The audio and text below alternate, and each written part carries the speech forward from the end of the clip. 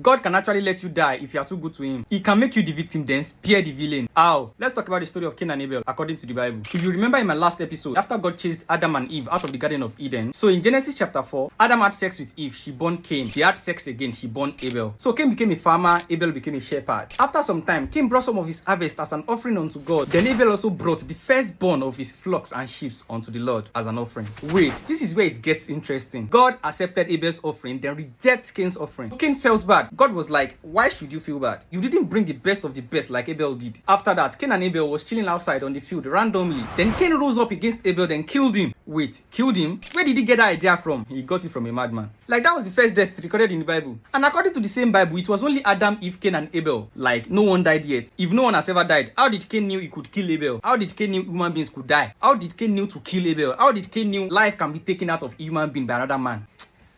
Like I always say, agenda must agenda. Then God came around, asked Cain where Abel is. Cain was like, did you put me in charge of Abel? God was like, Abel's blood was crying unto him, so he knows Abel is dead. Then God was very furious and he cursed Cain, that the same earth unto which he spilled Abel's blood will not yield for him as a farmer. Literally meaning, no matter what Cain plants on the ground, he's not going to bear fruit. God also caused him to be a fugitive. These curses were too much for Cain to bear, so he knew if people see him, they were going to kill him. Wait.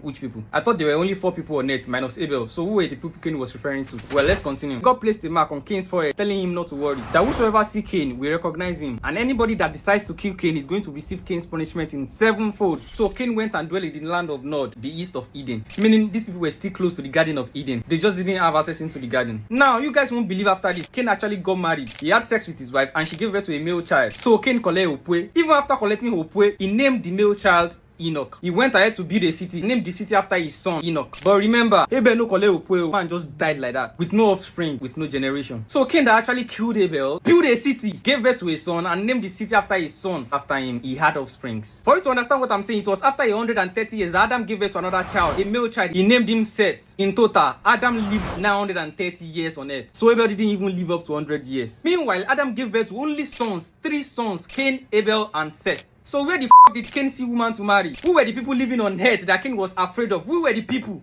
Where did they come from? What does that tell you? The Bible was never completed. Bible was written by a man. Man deliberately left out some pages or some stories or some facts. Like, don't you get it? How do you want me to believe Revelation if Genesis isn't adding up? Meanwhile, don't forget the omniscience. Let me take you back. Do you know that God knew Cain was going to kill Abel? Yes or no? He knew if he didn't accept Cain's offering, Cain was going to feel bad, rebel against Abel, killing Abel. So why did he do that? Why did he allow Cain to kill Abel? Why couldn't he prevent Cain from killing Abel? Like, who started the comparison? Who was comparing who to who? Like, forget about the puppet, think about the master. The master controls the puppet. But like I said, agenda must agenda. In short, what I'm trying to say is, God can literally make you the righteous suffer while he allows the villain to live and enjoy life. Especially for those of you that believe in karma. Do you think karma is real? If person do you bad and you don't want to do your own back, you decide to leave it onto God's hands. The person still they live life past you. So God allowed the first murder in history to happen. God allowed the first slaying of human being to happen. God allowed the first spilling of blood to happen. See yet, you think God doesn't know what he's doing? How can you be letting an incomplete book to be leading your life? 1, Cain was running and avoiding people that were not existing in the Bible. And 2, Adam gave birth to 3 sons. Cain actually married. He married a woman. Where did the woman come from? All these are questions you are supposed to ask yourself subconsciously, unconsciously, and consciously. Start finding answers. If you want more answers, click the follow button. Don't forget to drop your comments and let's deliberate on this. Don't miss any of my episodes. Like I always say, if you don't understand what I'm saying, I don't blame you. Are you taught all this in Sunday schools? No, they won't teach you. If you have been following my episodes,